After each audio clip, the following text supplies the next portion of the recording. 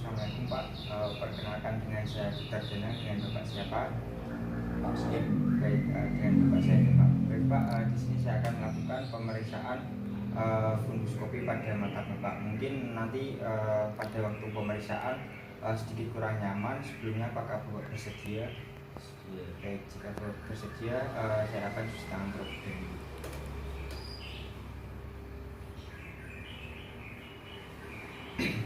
Baik, yang pertama kita berikan tetes mata terlebih dahulu, yaitu tetes mata yang mengandung media hasil 1%. Nah, setelah kita teteskan pada pasien, kita tunggu selama 20 menit sampai pupilnya itu midriasis. Nah, kemudian kita lakukan persiapan alat dan pasien terlebih dahulu. Nah, persiapan alatnya itu yang pertama kita nyalakan terlebih dahulu alat oftalmoskopnya. Terus kemudian kita setel roda lensa, kita pastikan pada angka 0. Nah, kemudian pasien bisa duduk dan nanti bisa melihat jauh ke depan ya Pak. Melihatnya jauh ke depan. Baik, setelah itu setelah dinyalakan oftalmoskopnya, kemudian kita lihat melalui lubang oftalmoskop. Kemudian kita pastikan cahaya ini ke arah mata pasien. Nah, dengan jarak 50 cm dari mata pasien. Nah, setelah itu kita nilai dari refleks fundusnya. Nah, kemudian kita setel roda pada angka 0. Nah, atau pada posisi kelainan refraksi pada pasien. Nah, kemudian kita arahkan oftalmoskop pada mata pasien, yaitu dengan jarak 15 cm.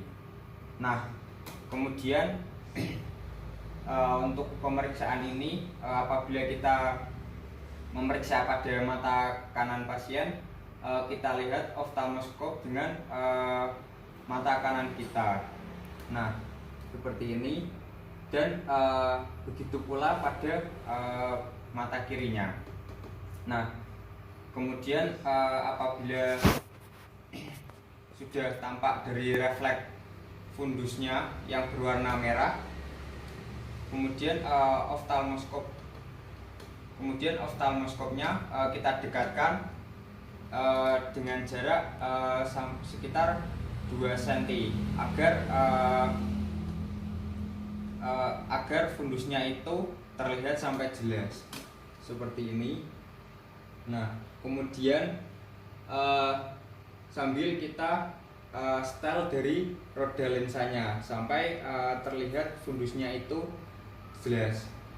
Nah, kemudian setelah itu kita lakukan penilaian dari segmen posteriornya, yaitu meliputi dari corpus vitreus, kemudian fasa retina, kemudian papil nervus 2 dan retina sekitarnya. Baik, kemudian mata pasien dapat disuruh untuk melihat dari sumber cahaya pada oftalmoskop. Bapak bisa melihat ke sumber cahaya, Pak? Bisa. Nah, kemudian ini berfungsi untuk melihat dari makula lutea dari mata pasien. Nah, setelah itu alhamdulillahirabbil alamin Pak, pemeriksaan telah selesai. Nah, untuk interpretasinya, apabila terdapat kanalis yang besar sehingga papilnya itu tampak besar, kemudian datar dan terdapat cekungan yang lebih dalam, itu interpretasinya maka mengalami miopi. Kemudian apabila kanalis yang kecil sehingga papilnya itu tampak lebih menonjol itu menderita hipermetro. Kemudian apabila ditemukan pelebaran kap atau cekungan maka mengalami glaukoma. Nah, apabila ditemukan pelebaran vena retina centralis maka mengalami retinopati diabetika. Nah, kemudian apabila ditemukan sklerotik arteri retina centralis maka mengalami retinopati hipertensi. Baik, apakah ada yang ditanyakan, Pak? Baik, jika tidak ada, terima kasih atas kerjasamanya. Sebelumnya saya akan cuci tangan terlebih dahulu. Baik, terima kasih. Saya akhiri. Wassalamualaikum warahmatullahi wabarakatuh.